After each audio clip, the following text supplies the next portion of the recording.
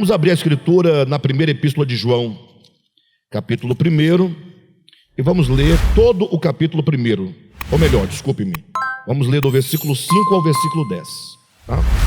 Diz assim, queridos: ora, a mensagem que da parte dele temos ouvido e vos anunciamos é esta, que Deus é luz e não há nele treva nenhuma. Se dissermos que mantemos comunhão com ele, andamos nas trevas, mentimos e não praticamos a verdade.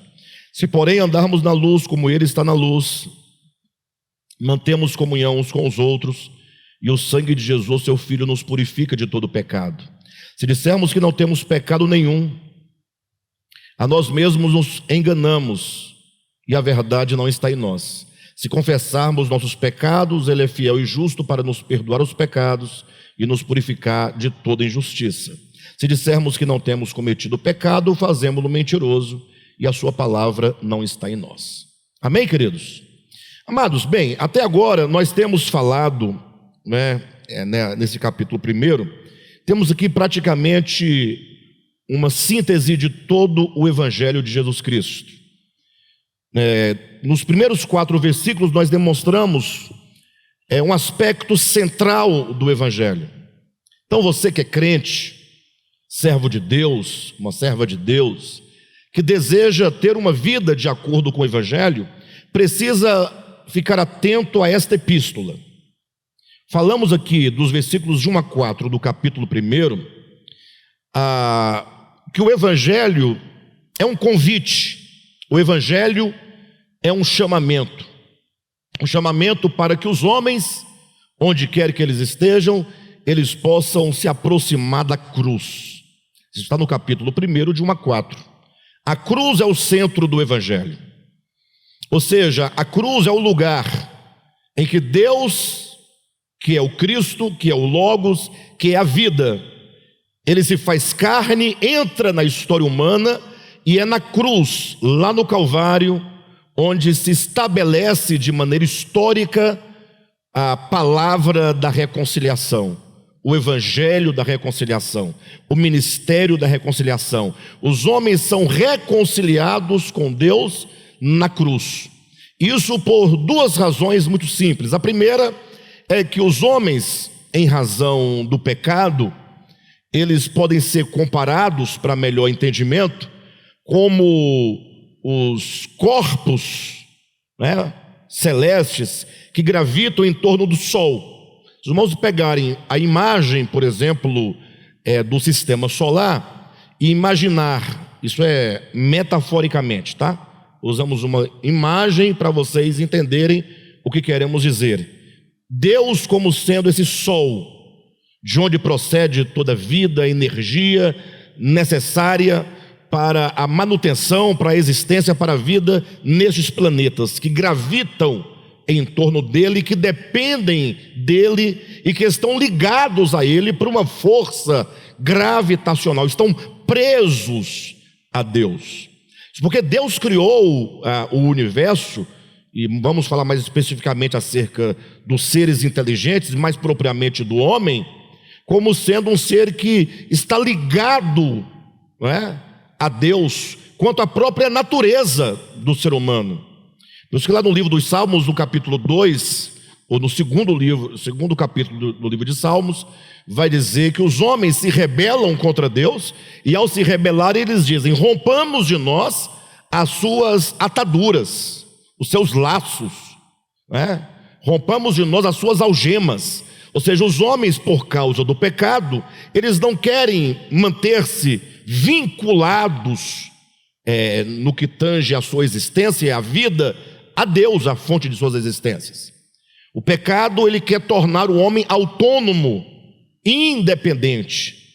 E logo quando isso acontece na consciência e no coração, que são os lugares onde o homem, acontece o livre-arbítrio do ser humano, então quando os homens, eles intentam e decidem viver sem essa conexão, imagina essa imagem dos astros aqui em relação ao Sol, então agora os homens se afastam de Deus no coração e na consciência e se tornam agora, como usando a linguagem de Pedro e de Judas, estrelas errantes, perdidas na vastidão escura do universo. Então, a grande obra de redenção, quando a Bíblia fala do plano de redenção, não é simplesmente Jesus vir na terra, morrer na cruz, derramar o sangue e depois o povo falar que acredita naquela história. Isso é a maior bobagem que existe, não a obra de Cristo. Eu falo pensar. É uma bobagem você pensar que o simples fato de você acreditar na história que te contaram acerca de Jesus significaria que você abraçou o Evangelho. Não, absolutamente. O Evangelho, ele é uma questão orgânica, né? Bem, mas o fato é que quando então a obra de Deus de redimir o homem é trazê-lo de volta a essa conexão, a essa unidade, a essa dependência, E a grande obra de Deus, portanto, é vencer no coração do homem a inimizade. Então, o problema dos seres extraviados, que nós falamos geralmente caídos, mas o fato é extraviado. O problema do homem extraviado é um problema de inimizade. O homem não ama a Deus, o homem não ama a verdade, o homem não ama essa vida de dependência e de unidade. O homem ama a si próprio, o que poderia ser chamado de egoísmo, que é o espírito do ego do homem. Portanto, ele quer uma vida de independência. Então, Cristo vem para estabelecer o ministério de quê? Da reconciliação. Ele quer reconciliar os corações com o Pai. Então, o Evangelho, ele visa trazer o homem de volta a Deus, um coração arrependido, que se volta a Deus em reconhecimento de quem Deus é, do seu amor, da sua fidelidade, da sua graça, da sua misericórdia. Logo, o papel do Evangelho é desfazer as obras do diabo, como nós vamos ver aqui na primeira epístola de João. Desfazer as mentiras do diabo, todo engano que ele pulverizou, e publicou em todo o universo, difundiu em todo o Evangelho, em todo o mundo, me perdoe. Então, o Evangelho visa mostrar ao homem exatamente essa verdadeira história e trazê-los completamente arrependidos e submetidos a esta ordem da criação, essa ordem do amor, essa ordem da verdade, que é o próprio Deus na sua relação para com o universo. Logo, é na cruz que Deus então se mostra aos homens.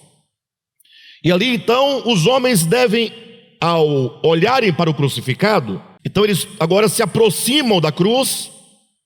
E quando se aproximam da cruz, entendam, nesse sentido, se voltam para o Cristo crucificado, acontece a reconciliação.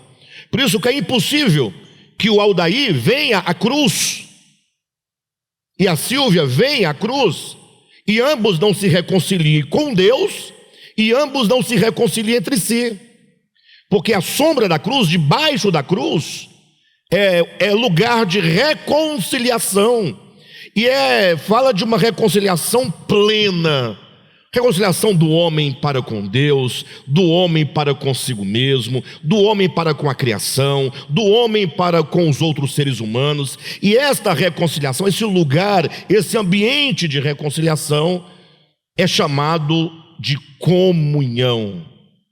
Comunhão é comunhão, comum, não é? Ou seja, é quando os espíritos independentes, as almas independentes, que o que nos torna independentes é o pecado, por meio da reconciliação e da cruz, voltam a essa unidade.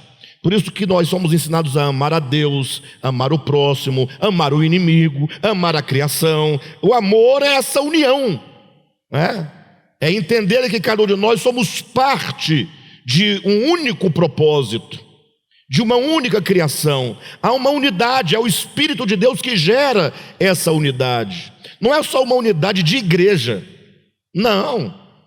Os irmãos falam muito de comunhão, de unidade nas igrejas, né, nas mensagens, mas o fato é que quando eles falam isso, eles pensam que primeiro numa unidade da congregação. Não, mas já é bom, já é um primeiro passo. Mas não é só isso, né?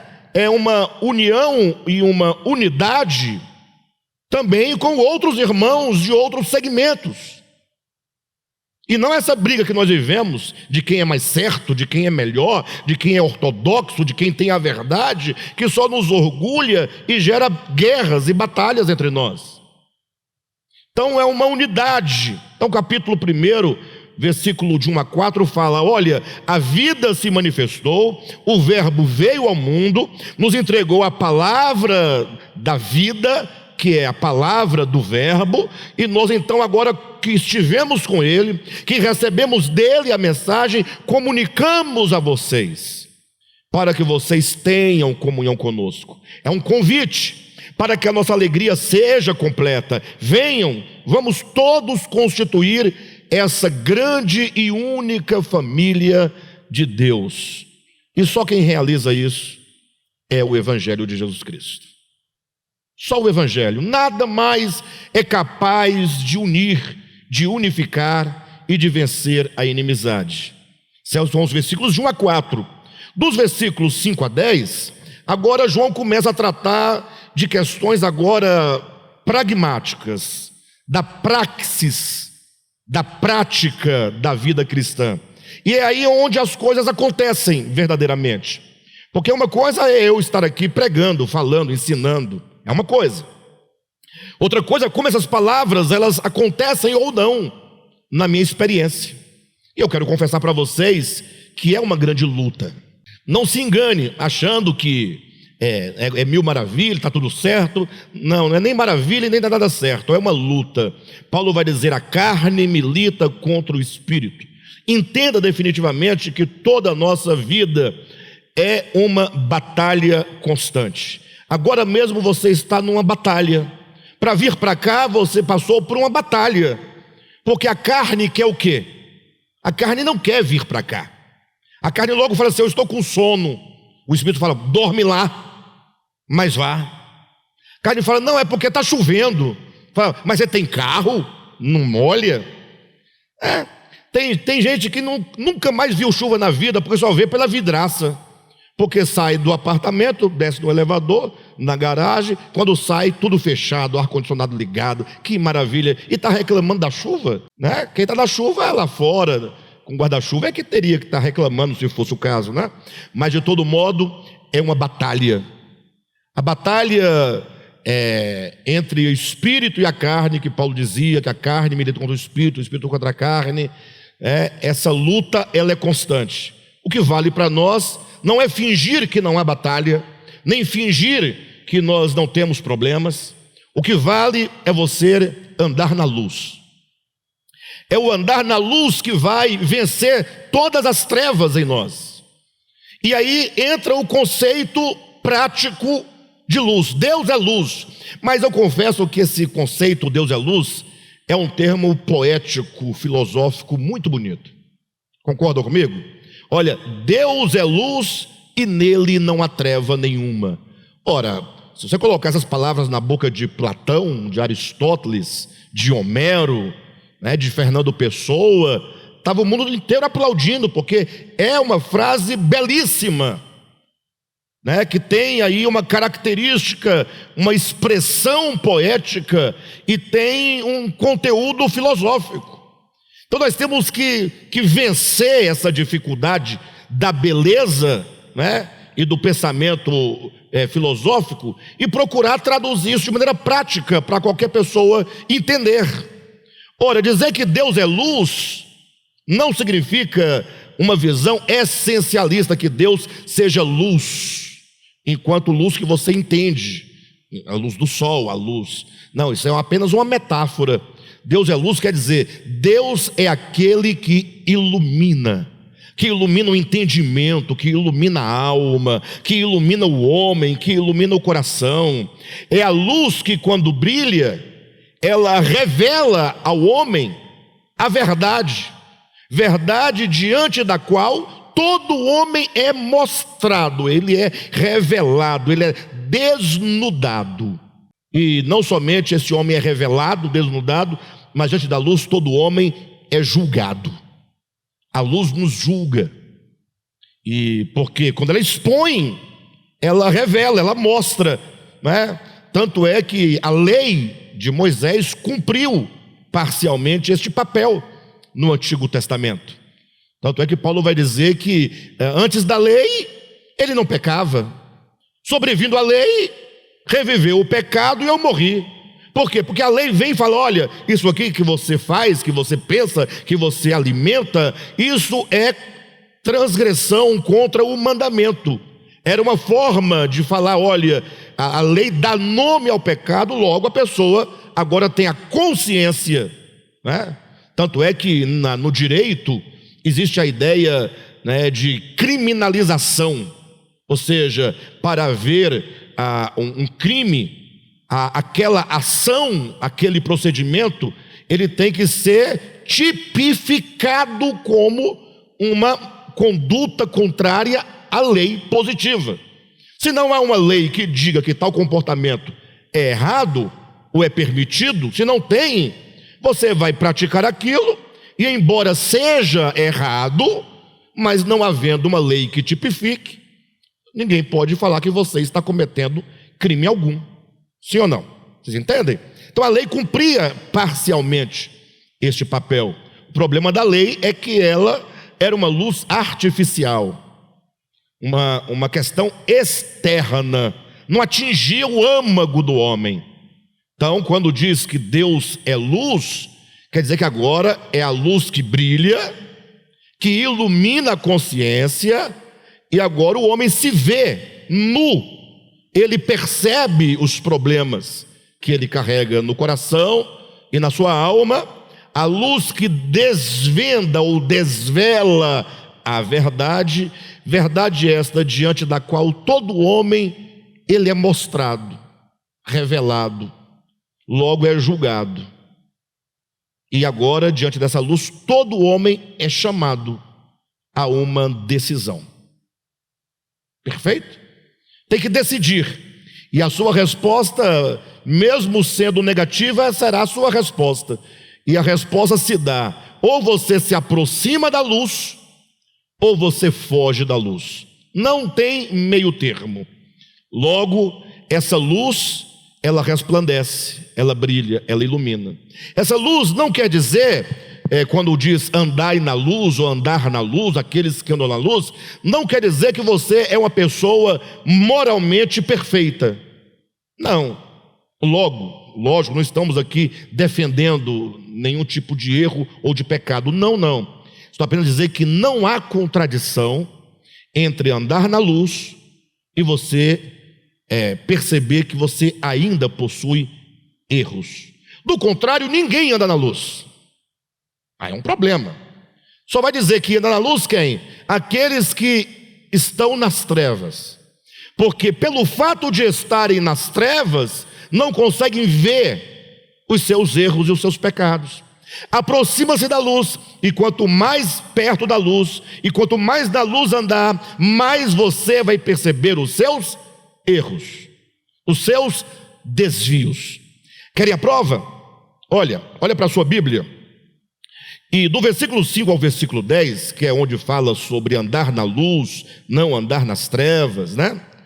Quantas vezes aqui fala-se de pecado? Então nós temos aqui, no versículo 5 nós não temos a palavra pecado, no versículo 6 nós não temos a palavra pecado, no versículo 7 aparece o pecado, sim ou não? Guarda aí. No versículo 8 também nós temos a palavra pecado, sim ou não? No 9 nós temos também a palavra pecado, sim ou não? No 10 nós também temos a palavra pecado, sim ou não? Então 7, 8, 9 e 10. Ou seja, 5, 6, 7, 8, 9, 10, de 6 versículos, 4 fala sobre o pecado.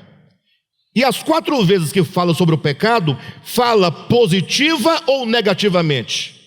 Positivamente? Fala negativamente. O que é falar positivamente? Eu não tenho pecado. Aí eu estou falando positivamente. Com respeito ao pecado, Não há nada que eu possa, não tem relação, né? Quem anda na luz não peca, seria positivo. A ideia é positiva. Mas todos eles implicam que o pecado de alguma maneira está presente. Vamos ler, verifica aí na sua Bíblia. Versículo 7. Se porém andarmos na luz como ele está na luz, mantemos comunhão uns com os outros. E o que é que acontece?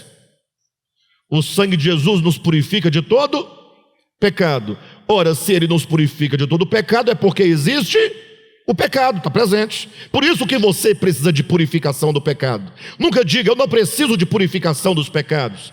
Porque se você disser que não precisa de purificação dos pecados, você estará dizendo que não tem pecado. Versículo 8 vai dizer, e se você diz que não tem pecado, você se engana. Você está mentindo. Se dissermos que não temos pecado nenhum, a nós mesmos nos enganamos e a verdade não está em nós. Logo, o versículo 8 também fala do pecado negativamente, no sentido de falar que há o pecado. Em nenhum momento diz, você andando na luz não pecará jamais. Não há essa ideia. Pelo contrário, diz que você tem a garantia de que o sangue de Cristo está fazendo efeito na sua vida. Quando eu falo que há pecado, não quer dizer, então vamos pecar porque estamos na luz. Não, é o contrário.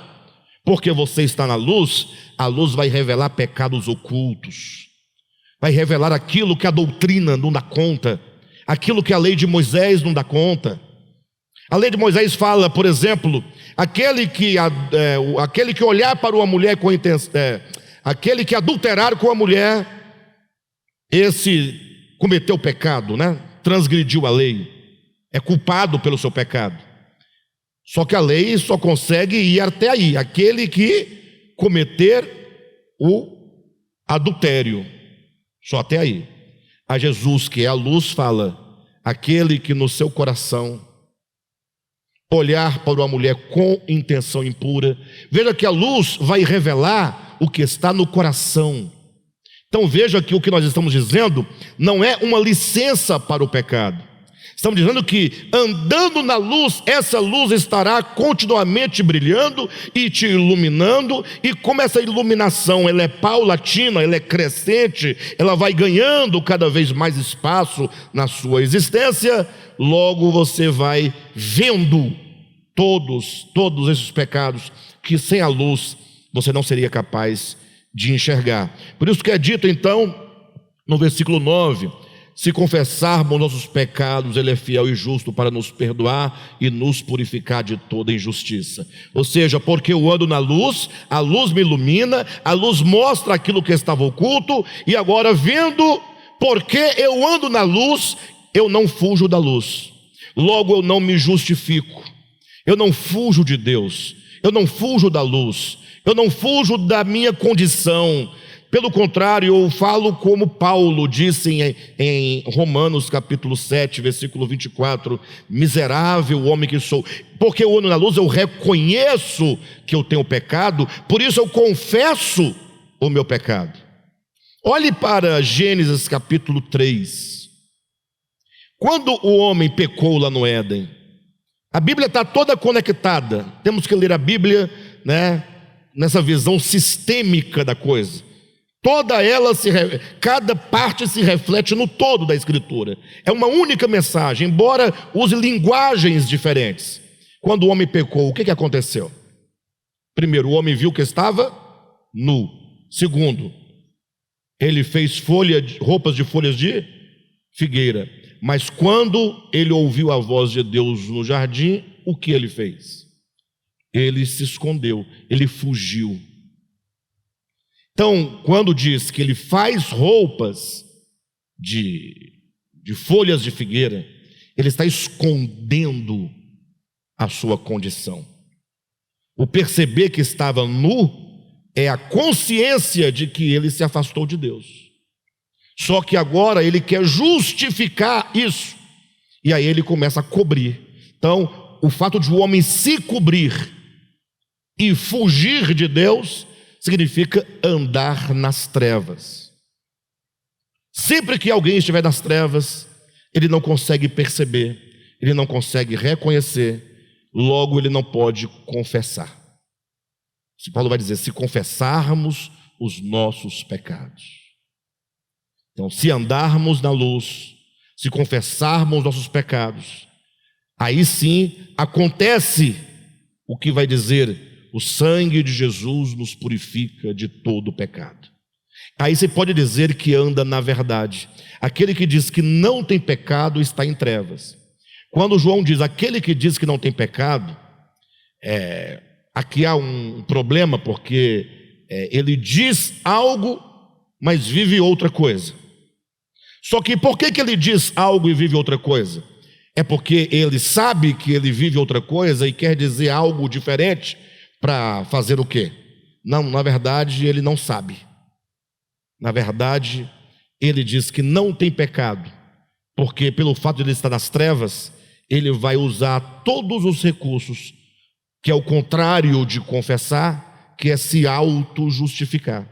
Fazer vestes de folhas de figueira é você ter um padrão religioso que esconda verdadeiramente, que esconda os verdadeiros problemas da nossa alma.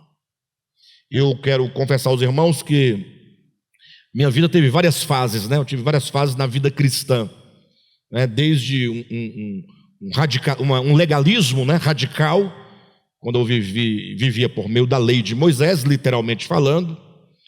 Eu não podia ver absolutamente nada, absolutamente. Por quê? Ora, porque eu estava cego nas trevas. Logo eu achava que eu era cumpridor da lei. E porque eu era cumpridor da lei, eu estava justificado. E aqueles que não andavam segundo a lei, conforme eu pensava que eu andava, eu julgava que essa pessoa estava condenada, porque não praticava a verdade, que era andar segundo a lei.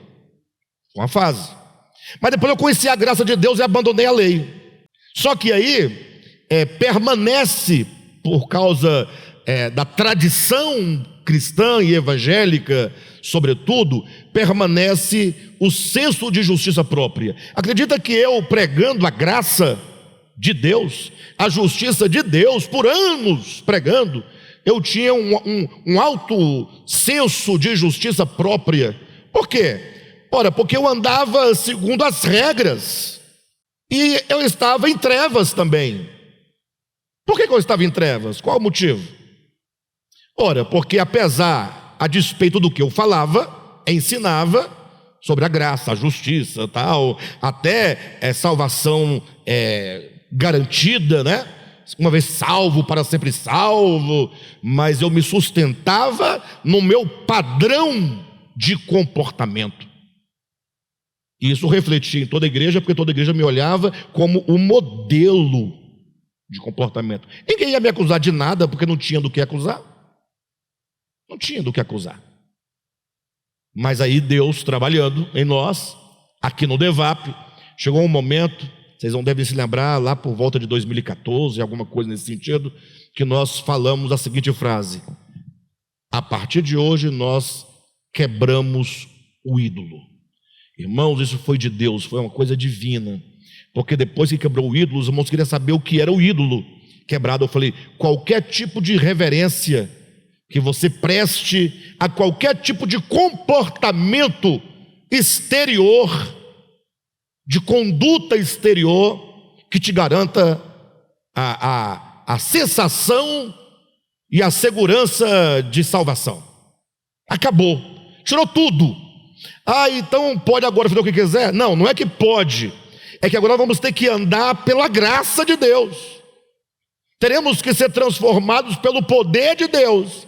E aí, meus queridos, quando a pessoa resolve quebrar o ídolo e não mais prestar continência ou reverência para qualquer ídolo de justiça própria que seja, é aí onde é como você saindo do seu barquinho e agora se aventurando pela fé nas águas, como Jesus falou: Pedro, desce daí, anda sobre as águas. Andar pela fé é entrar, sair do barco. O barco é a sua segurança, é o seu lugar de conforto, é o humano e o material que te sustenta. Agora sai. E aí Pedro afundou, sim ou não? E todos que fizerem isso afundarão. Por quê? Porque o afundar É exatamente aquele momento que a pessoa descobre: Senhor, salva-me. Pedro não falou? Senhor, salva-me. Se for Jesus, falava assim: salva a ti mesmo, você não tem justiça própria. Senhor, mas eu não tenho mais barco, eu não tenho mais fundamento em mim mesmo. Tudo o que eu sei que eu fiz não serve, agora eu estou afundando. É aí nesse momento que a pessoa experimenta o poder de Deus. Aí sim, aí as coisas mudam. Agora nada, agora tudo é Deus, é Deus, é Deus. E temos que andar na luz, e essa luz vai nos mostrar. A cada dia. A luz nos humilha, irmãos. Ela nos humilha. Ela nos humilha. É um fato. Agora, a grande questão, ou a grande pergunta seria esta. Acho que está tudo compreendido até aqui, não está, irmãos? Está claro, a luz está chegando, estamos compreendendo como funciona a vida cristã. Mas vem a pergunta: Deus é luz, essa luz é o ato de Ele iluminar nossas consciências e nos mostrar quem somos. Mas de que maneira Ele o faz? Essa é a grande pergunta. De que maneira Ele o faz? Por que às vezes nós somos tão ainda resistentes? Porque não raras vezes nós andamos em trevas. Sim, aqui João está dizendo, toda a advertência de João é para que nós andemos na luz, não sejamos apenas aqueles que falam que andam na luz e andam em trevas. Não, Ele quer nos levar para uma experiência de andar na luz. E por que às vezes somos tão resistentes a essa luz? Ou alguém poderia questionar: mas vocês estão aí na luz, e por que não acontece? Por que não acontece? Porque talvez essa luz seja apenas uma doutrina, talvez nós estejamos perdendo aquilo que é o essencial do Evangelho. O que é o Evangelho? Jesus Cristo é o Logos que se fez carne. Agora pense conosco, estamos em época espírito natalino, vai falar muito sobre nascimento de Jesus. Paulo vai nos advertir que nós devemos não mais olhar Cristo segundo a carne, mas segundo o Espírito. Mas não temos como não deixar de olhar para Jesus segundo a carne, quando Ele se faz homem, mas olhar com um olhar diferente desse espírito de Natal. Porque por melhor que façam o Natal, por melhor que falem bem do Natal, e procure até falar de uma maneira bíblica do Natal, eu imagino que há um grande erro na visão do Natal, que traz alegria. Mas não é para trazer alegria? É uma alegria falsa, fingida, mentirosa, enganadora. Mas nós temos que nos alegrar porque Jesus veio. Mas e daí? Amanhã você esquece disso. O Natal tem que ser para nós algo que nos impressione. A ideia falando de Natal, mas o que eu quero dizer é esse fato histórico. O Verbo está lá no seu trono, pensemos assim, Ele se faz carne, da glória, como foi colocado no nosso post, para o nosso chão. Ele entra na carne, Ele se faz homem. Ou seja, isso para o mundo é uma loucura, é um escândalo para a religião. Porque nós queremos um Deus como? A gente quer um Deus grande, não um Deus frágil. Por que nós queremos um Deus grande, hein? Será que isso não é uma projeção da nossa própria grandeza?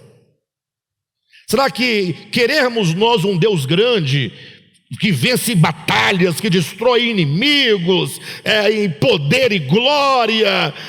Será que isso não seria uma projeção da nossa arrogância? Porque Deus, Ele inverte a lógica. Quando o Deus Todo-Poderoso se faz menino, Ele não está ensinando algo. Isso é a luz se manifestando. Isso é a luz brilhando e mostrando: olha para aquele que é. como vai dizer Paulo aos Coríntios, ele é o Senhor da glória. Se vocês soubessem quem é esse menino, Paulo lá em Coríntios vai dizer, no contexto da crucificação, né? Se os poderes cósmicos, que Paulo vai dizer lá, e os poderosos da terra soubessem quem era esse Nazareno, não teriam crucificado o Senhor da glória. Logo eles não sabiam. A obra da encarnação é um grande mistério.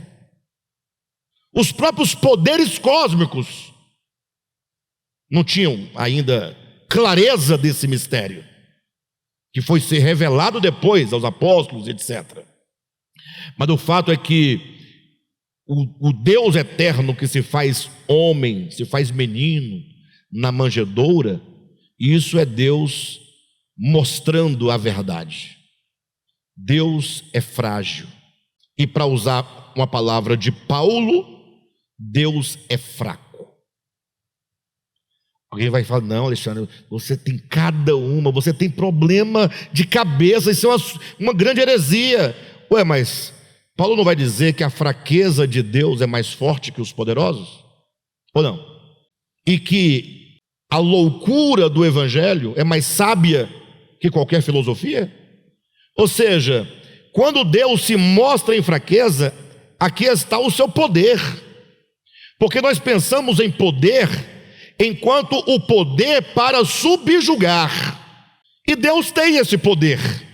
Se Ele quiser subjugar, Ele mata os homens como se matou a formiguinha. Isso é de uma bobagem você ficar brincando de matar a formiguinha. Não, o poder de Deus se mostra e se aperfeiçoa na fraqueza. O poder de Deus, ele se revela em não ser. Somente o amor que não recebe, mas que se dá, é que vence. Somente a fraqueza daquele que sendo não é que vence. Nós estamos enganados porque nós temos uma lógica contrária. A lógica do mundo, ela é perversa. Nós imaginamos, quanto mais poder nós tivermos, poder financeiro, poder intelectual, poder psicológico, poder étnico, poder, nós vamos subjugar mais pessoas, e mais pessoas, e mais pessoas, e nós vamos vencer. Vencer quem? Você está perdendo, porque a lógica do evangelho é, aquele que ganha a sua vida, está perdendo, e aquele que perde, está ganhando. Então a lógica é invertida de Deus. O primeiro capítulo do Evangelho de João, não da epístola, do Evangelho. Olhem depois com atenção nas suas casas. O que diz lá? João vai dizer, olha, presta atenção. No princípio era o Verbo. Olhem para a eternidade. O Verbo, que é Deus, Ele fez todas as coisas. Ele manda você olhar para a grandeza dele. Todas as coisas foram feitas por Ele, tudo foi feito por intermédio dele, para Ele, e sem Ele, nada do que foi feito se fez. João te leva para olhar para as alturas, para essa grandeza que é o Logos. E aí ele continua dizendo que veio um homem aqui na terra chamado João Batista, e ele veio abrir o caminho para avisar para as pessoas, olha, ele está chegando, a luz está chegando. E João, o evangelista, faz questão de dizer, ele, João Batista, não era a luz. Ora, se João Batista não é a luz, eu, Alexandre, pregador, não sou a luz. Sim ou não? Ele é a luz.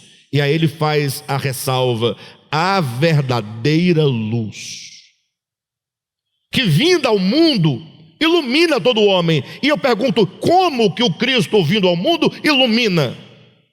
Ora, ele veio para o que era seu. O que era dele? O que era dele? Ora, o mundo foi feito por ele. O mundo foi feito para ele. Logo, o mundo é dele. Ele veio para o que era seu. O mundo era dele. E ele veio e entrou nesse mundo que lhe pertencia, mas o mundo não lhe conheceu. Então a entrada de Cristo no mundo gerou um contraste. Houve um homem na terra, o Cristo se fez carne, habitou entre nós, e este homem encarnado era o contraste da humanidade, era o oposto. E todo o seu viver humano, ele era exatamente o oposto. Mas se colocasse ele para fazer esse contraste com os publicanos, não tinha muita graça, porque isso é evidente. Nem precisaria dele para dizer que o publicano é um desgraçado, que a prostituta é uma desgraçada, que o samaritano é um porco, como os judeus diziam sobre eles, tá? A linguagem judaica sobre os samaritanos. Não precisa, está todo mundo vendo. Mas quando vem a verdadeira luz e que ele começa a brilhar e resplandecer, ele coloca em contraste com os religiosos. Porque estes que estão em maiores trevas, porque embora publicanos, meretrizes e samaritanos estejam em trevas, eles são como a mulher pega no flagrante ato de adultério, eles estão nus. Está todo mundo vendo que a situação é essa, desprezível, desgraçada. Mas os religiosos também estão em trevas, mas estão em maiores trevas porque estão encobertos com as vestes da religiosidade, que oculta as trevas. É um trevoso vestindo uma veste que dá uma aparência de luz. Por isso que Cristo se colocava em contraste com eles. Leiam depois Mateus capítulo de número 23. O que Jesus fala para os fariseus, lá onde tem os ais: ai de vós, escribas e fariseus, ai de vós, escribas e fariseus, ai de vós, escribas e fariseus. Um desses ais ele fala: ai de vós, escribas e fariseus, porque vocês andam quilômetros e quilômetros, andam grandes distâncias para fazer um prosélito. Vocês entendem o que significa isso?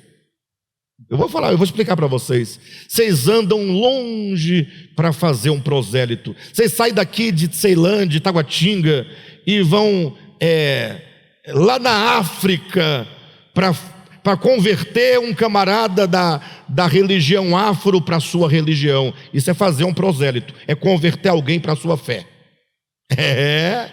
Porque a religião do outro não presta, então a sua presta. Então você vai longe buscar o desgraçado para a sua fé. Aí você batiza, e agora, como ele não é da sua etnia, não é do seu povo, ele é um estrangeiro convertido, chama-se prosélito. Prosélito. Fazer proselitismo é querer converter o outro à sua religião. Jesus falou: vocês andam, na minha linguagem, na nossa linguagem, né? Quilômetros, distâncias longas para fazer um prosélito. Puxa, o cara é evangelizador, é missionário, evangeliza, parabéns. Fica todo mundo feliz? Jesus fala: mas vocês, depois de andarem tanto e fazerem o fulano um prosélito, vocês o tornam 2 vezes mais filhos do inferno. Vocês pioram a situação do desgraçado. Por quê? Porque agora, lá ele sabia que estava ruim, aqui ele pensa que está bem, porque está em trevas, ele não vê, porque a religião não deixa ver, porque a religião, ela na verdade, quando olha para Jesus, ele não olha para Jesus para perceber o contraste. Não, a religião, na verdade, se ela olhar para Jesus para perceber o contraste, cairiam todos prostrados, arrependidos, confessando seus pecados, todos. Mas não, ela se orgulha de que Jesus é deles, que Jesus pertence a eles.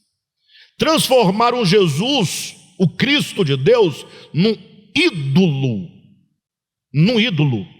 que pertence única e exclusivamente à igreja evangélica. É deles, o Cristo é deles. De quem era o Cristo antes deles aparecerem na terra, né? Estava órfão, né? Estavam órfãos. Jesus estava órfão antes do povo aparecer e adotá-lo como uma entidade exclusiva deles. O grande problema é que se olhassem para Jesus, sobretudo naquele momento da paixão, é o momento mais dramático, é o momento que a luz mais brilha. Sem querer ser muito poético e sem querer forçar muito a barra, mas a hora mais tensa da crucificação, diz que a terra se escureceu, o sol se escureceu, a lua não deu sua claridade, as estrelas não brilharam. Você quer potencializar a luz? Apaga todas as luzes concorrentes, para que a luz verdadeira brilhe na sua maior intensidade. Então, quando o homem olha para o Cristo, imagine que quando ele foi preso, ele estava no Jardim das Oliveiras. Judas chegou com algumas autoridades do Sinédrio, sacerdotes, líderes religiosos, e quando eles se aproximaram, Jesus perguntou: a quem vocês estão buscando? E eles responderam: a Jesus. Jesus deu um passo adiante e disse: eu sou. Isso foge à lógica, vocês não acham? Porque imagine você estando numa casa e sabendo que vem alguém atrás de você para te prender, para te matar, fazer um mal a você. O que você faz? Você se aproxima e fala: eu estou aqui? Ou você se prepara para pegar ele de jeito? Agora percebam que isso foge toda a lógica humana, porque neste momento tem pessoas perguntando: tá, Alexandre, o que você quer dizer com isso? Eu quero dizer que quando eu me preparo em casa para receber o bandido, e eu me preparo para não ser morto, mas antes de morrer matar, eu sou agora o contraste do que ele é. Logo a luz ilumina. A luz é a verdade. A verdade é a não violência. Você tem quanto tempo de crente? Não vou falar de você não. O Alexandre tem quanto tempo de crente? 51 anos de crente, com algumas fugas, né? Saí algumas vezes, mas no geral vivi dentro de igreja. Até hoje, a tal da violência me persegue. Até hoje a violência está comigo. Até hoje eu tenho que controlar a situação, porque se eu não controlar, o mundo vai cair, vai acabar tudo. Eu tenho que estar no controle. Isso não é violência? Não, eu digo, mas isso não é violência? Vocês percebem? Mas não precisa xingar, basta você controlar. Jesus não queria controlar absolutamente nada. Judas roubou da sacola das ofertas durante 3 anos. Jesus fez o quê? Nada. Ele não sabia. E por que ele não fez? Frouxo. Não queria perder uma pessoa, é isso? Não. Jesus sabe. Ele só queria mostrar para Judas o que é a verdade. E se a verdade não te alcançar, não te ganhar, acabou, você está perdido, nada mais vai te ganhar. A única maneira de libertar o homem do poder das trevas é a verdade. Conhecereis a verdade, e a verdade vos libertará. É impossível ser liberto sem a verdade. E o que é a verdade? São os raios e os reflexos da luz. Jesus diz: eu estou aqui. Pela segunda vez ele se levanta, Jesus pergunta: a quem buscar? Eu falei: Jesus, eu estou aqui, sou eu. E eles caem, se levantam, e agora vem a cena. Aí eles batem na cabeça de Jesus, eles amarram Jesus. Jesus fala assim: olha, gente, eu não entendo vocês. Foi o que Jesus falou. Porque eu estou com vocês todos os dias lá no templo. Por que vocês não fizeram isso? Porque é de noite, com paus e cordas e pedras, como quem vai prender um cão. Ou seja, não precisa dessa força toda. Eu me entrego a vocês. E isso nos expõe a nossa violência. Porque a violência não é só você dar um murro no rosto de outro. Não, isso também é violência, não é? Tem pessoas que nunca deram um tapa no rosto de ninguém e são incapazes de fazê-lo.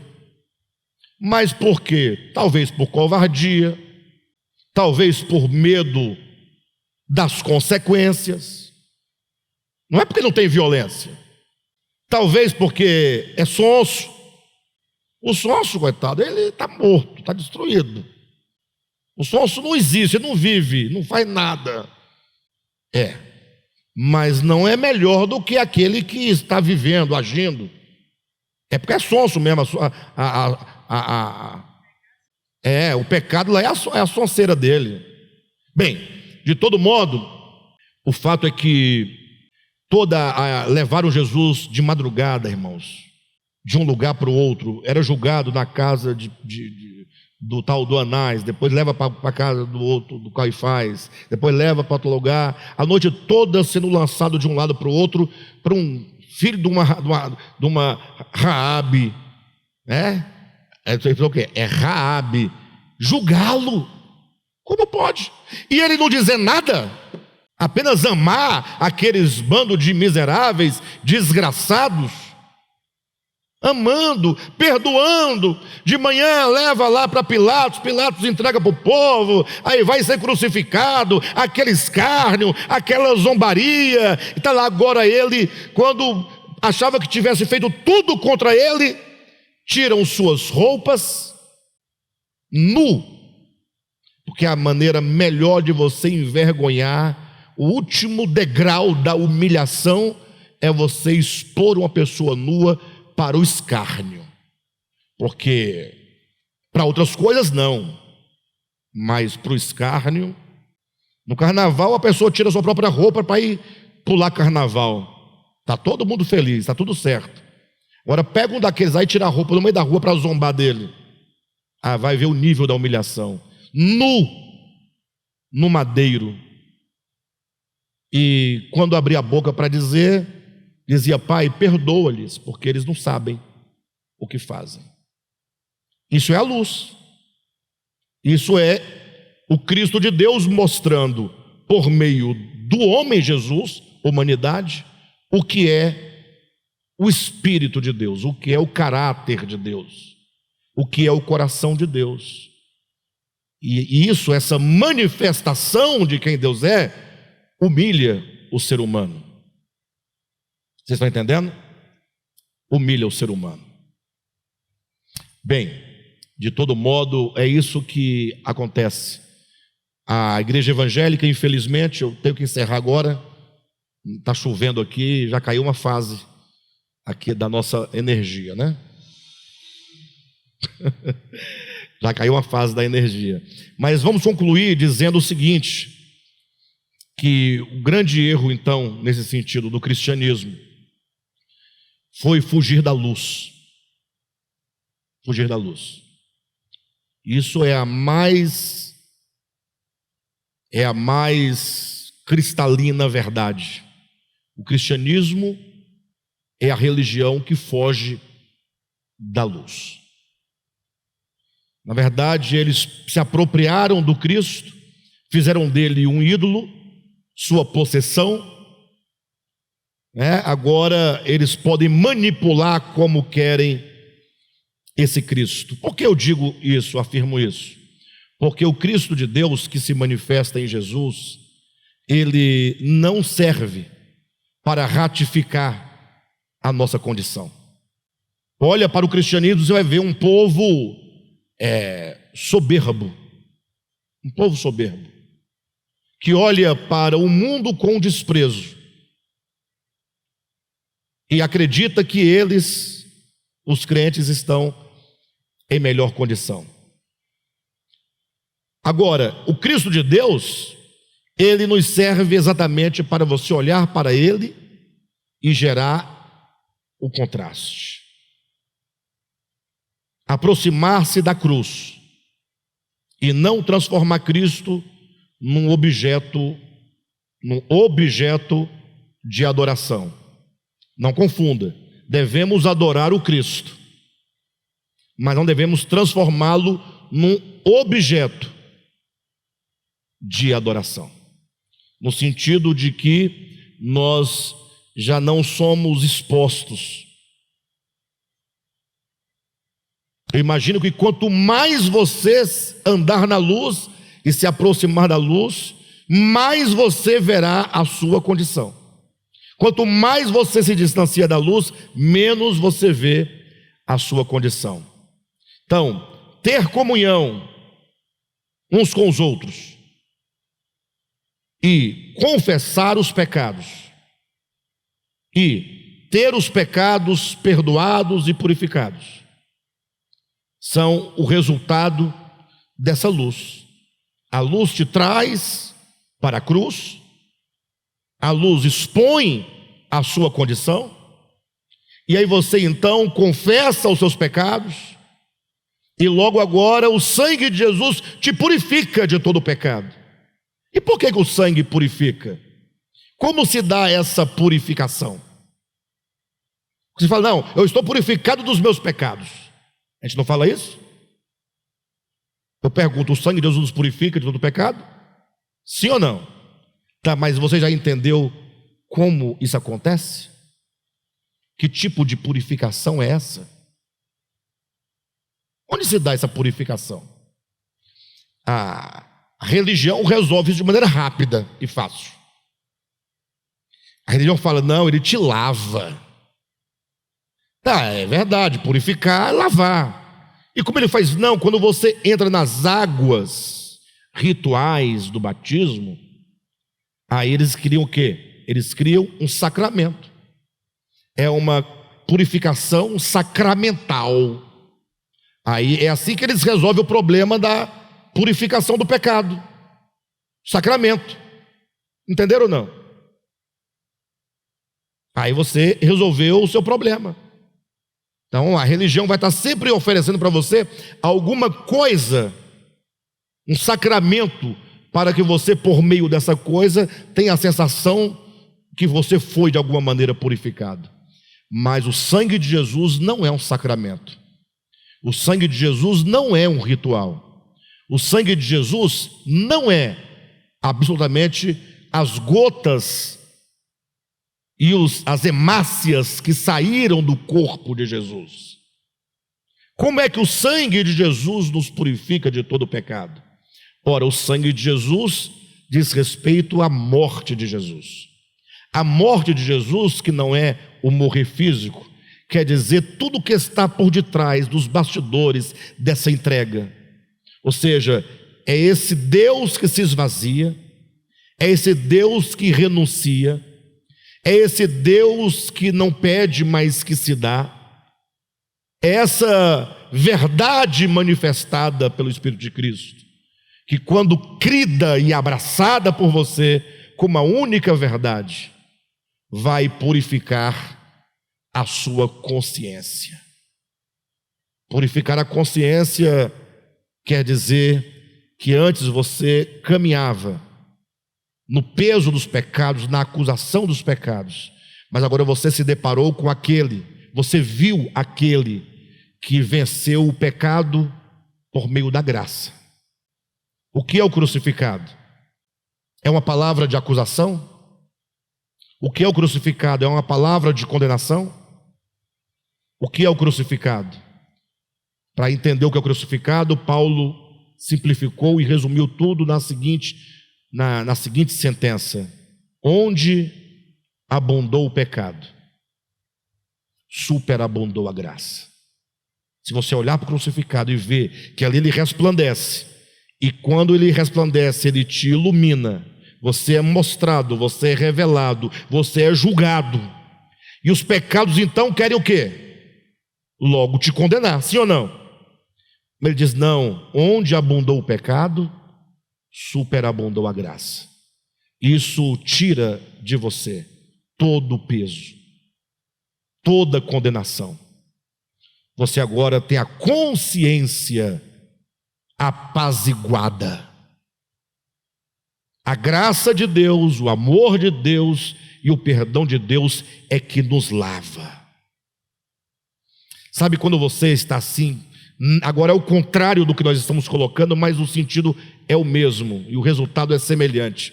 Quando você está revoltado com alguém, Quem é que já ficou revoltado com uma pessoa e uma situação? E você ficou 1 dia, 2 dias, 3 dias, e quanto mais dia passava, mais você ia enchendo. E um dia você chegou no seu limite, foi lá e, como diz, soltou os cachorros, rasgou o verbo, falou tudo o que tinha para falar, xingou todos os palavrões possíveis contra aquela pessoa, e aí você sai de lá aliviado, não sai? Sim ou não? Aí você fala o quê? Lavei a alma, não é? Não tem essa expressão? Hoje eu lavei minha alma. Você soltou tudo o que estava dentro. Então imagine só agora o contrário. Agora você numa pressão, porque a luz ilumina, ela mostra. Se você foge dela, né, a sua consciência fica ali ativa, acusando, mostrando, porque a luz ela vai estar sempre mostrando. Ainda que você fuja dela, quanto mais você foge, mais você, né? E então você está no peso. Aí quando você olha, compreende o sacrifício de Cristo, a obra de Cristo, e abraça a cruz, aquela morte te lava, ela te purifica, ela tira o peso, ela tira a culpa, ela tira a condenação. Não é um ritual, é a obra que a cruz de Cristo, a morte de Cristo, e se resume o sangue de Jesus, nos purifica. Não é um lavar, está sujo, está encardido, tem que tirar. Não, é um tirar o fardo do pecado, o peso do pecado, a culpa do pecado, a condenação do pecado, e te dar alívio. Por isso que Pedro, ao falar sobre o batismo, ele diz que o batismo das águas, que é o batismo ritual, não é a purificação da imundícia da carne, quer dizer, você não tem mais pecado, não é isso, mas é a purificação da sua consciência diante de Deus. Ora, mas cuidado, porque se é a purificação da minha consciência diante de Deus, você pode falar assim: não, eu vou diante dele porque eu tenho minha consciência pura, limpa, eu não devo nada. É isso? Quem fala isso está em quê? Em treva. Quem ousa entrar na presença de Deus com a consciência pura e tranquila? Quem ousa? Mas então por que o sangue de Jesus nos purifica de todo pecado? E Pedro vai dizer que então isso diz respeito à purificação da nossa consciência diante de Deus.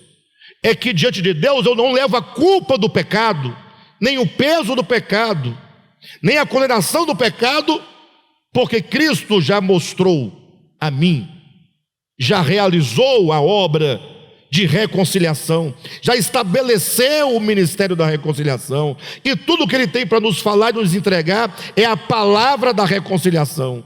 É dizer: filho, pode entrar, o pai não leva em conta os pecados. Tá, mas então alguém vai dizer, deve ter alguém dizendo: então isso só abre uma porta para o pecado. Não.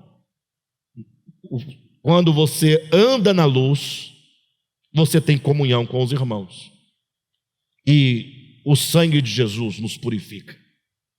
Ele vai nos iluminando, dando-nos uma consciência clara sobre a graça.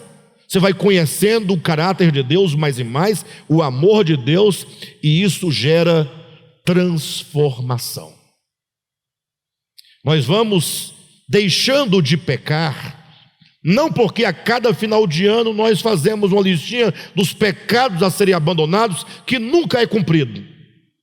Essa promessa, você é testemunha. Quantas vezes você prometeu não fazer aquilo e você fez? Não funciona. Agora, se você permanecer na luz, e andar na luz, e ter comunhão, o sangue de Jesus nos purifica de todo o pecado, e então essa luz que vai brilhando, vai gerando em nós uma consciência esclarecida. Uma consciência esclarecida. Eu pensando sobre a questão da consciência essa semana, eu criei uma metáfora para ilustrar o que é a consciência. A consciência é uma porta, isso é uma metáfora, que separa a alma do espírito. É como se tivesse uma parede que separasse a alma do espírito, e logo quem está na alma não tem acesso ao espírito. Aí você encontra uma porta, essa porta que dá acesso. Essa porta é a consciência. Ela vai se abrindo, quanto mais ela se abre, mais acesso você tem, mais luz entra para dentro da sua alma. É o que nós podemos falar que, à medida que essa porta vai se abrindo cada vez mais, é a sua consciência se expandindo, clarificando, conhecendo, gerando uma nova maneira de ver o outro, de ver a si mesmo, de ver as coisas, de ver o mundo. Isso é transformador. Você vai sendo transformado numa nova criatura. Não é um sapo querendo ser uma ave. Não. O problema do cristianismo é que o sapo, ele quer ser uma águia. Não tem jeito. Ele pode colocar pena nas costinhas dele. O máximo que ele faz é dar um pulinho assim. Ele não vai alçar. Porque ele quer ser o que ele não pode ser. A propósito do evangelho é: aproxima-se da luz, vai abrindo essa porta, deixa a luz entrar na sua alma, porque o que está no espírito é divino, o que está na alma é ilusório, é enganoso. Então deixa a luz entrar, ela vai entrando, e quanto mais a porta se abre, mais a consciência se expande, e você vai sendo transformado, de glória em glória, de fé em fé. É um novo nascimento acontecendo na sua vida. E isso é maravilhoso, porque você não precisa mais de usar as máscaras da hipocrisia. Não precisa mais. Não precisa mais dizer que não tem pecado. Agora não precisa mais acusar o irmão quando o irmão errar na igreja. Se tem irmão, ande na luz, né? Quando você fala para o irmão andar na luz, quer dizer, reconheça o seu pecado, a luz vai te iluminar. Reconheça, admita e confesse, e ande na luz, prossiga na luz. Não expulsa o irmão da luz, não. A igreja expulsa. A igreja não está preparada para lidar com as pessoas, porque a igreja quer uniformizar todo mundo dentro de um padrão de santidade e comportamento moral. Sim ou não? Não funciona. Funciona porque quem está lá dentro tem que mentir para manter a posição, e quem resolve mostrar é expulso. Aí se revolta e vira ateu, vira agnóstico ou desigrejado. 3 tipos de pessoa expulsa: é o desigrejado, né? O ateu e o agnóstico. O cristianismo é a grande indústria de ateus, fabricante de ateus, é a grande indústria do ateísmo. Tanto é que só existe ateísmo no cristianismo. Sabiam disso? Todos os ateus que existem no mundo são ateus em relação ao cristianismo. Tirou o cristianismo, acaba o ateísmo. Será por quê?